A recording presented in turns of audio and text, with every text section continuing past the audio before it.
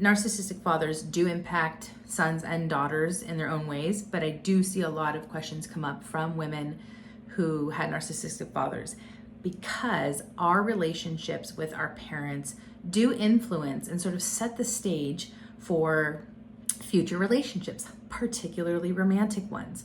So there's that, age-old saying of like daddy issues, which I'm not a fan of, but what they're hinting at here is how did your relationship with your father impact your future relationships? Now, if you have a narcissistic father and you're a female, there's going to be issues here. Narcissistic people, particularly narcissistic men, tend to have a strong desire for success, power, control, fame.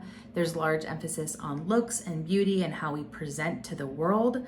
And so we can see a lot of narcissistic men be very misogynistic or have opinions about women and how they should look, behave, act, and all of that gets passed down to the daughter. That becomes her programming for who she thinks she is and how she should act in the world. And it also sets the stage for how she believes men should treat women. So it is very, very common for a woman who had a narcissistic father to end up in relationships with narcissistic men in a romantic partner setting because it's so familiar, because they're like, this is how it is, this is how men treat women, or they themselves as women can have a lot of internalized misogyny, internalized shame. They can have a lot of body image issues because they're carrying that with them. So it is something that's very pervasive in this way. And again, even if the father doesn't have narcissistic personality disorder, but has these narcissistic traits on top of, say, being emotionally immature, which is also very common in the older generations in men because they weren't allowed to have emotions. It wasn't seen as a strength being a man. So you couple that together and then as a daughter be raised by that, that's going to be your standard for what's normal. So you're going to see a lot of cycles of abuse or perpetuated abuse or really unhealthy, sometimes really damaging relationships carry out. And for women that want healing in that area, it takes a lot of deconstruction, not just that awareness of what all happened and how it wounded you, but you really have to change your beliefs about what it means to be a woman, what it means to be in a romantic relationship with somebody, your standards, how you're treated, what's expected, how men should be. So there's a lot of work to be had there if you're somebody who's had a narcissistic father, but it's very, very healing work. And it also breaks some generational cycles. It protects you from future abuse, and it decreases the chances that if you had children, that they would experience future abuse. So worth it.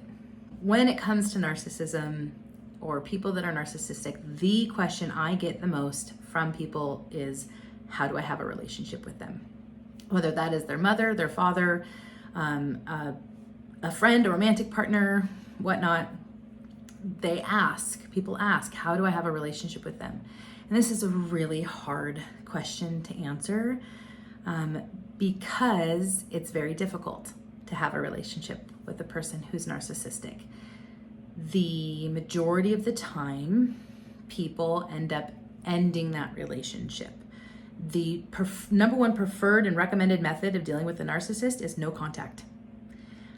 And that is really challenging to tell people or say if it's a dear loved one or a partner.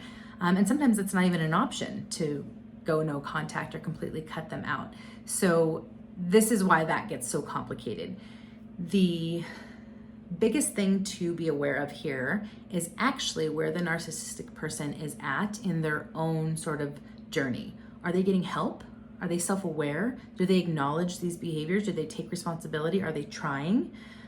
If so, that's a whole different ballgame than a narcissistic person who's still just being a narc, who still is in the mindset that nothing is their fault, they are the victim, they've done nothing wrong, they believe they deserve the red carpet rolled out and that everybody should cater or obey, who doesn't see a problem with being emotionally abusive or toxic or manipulative.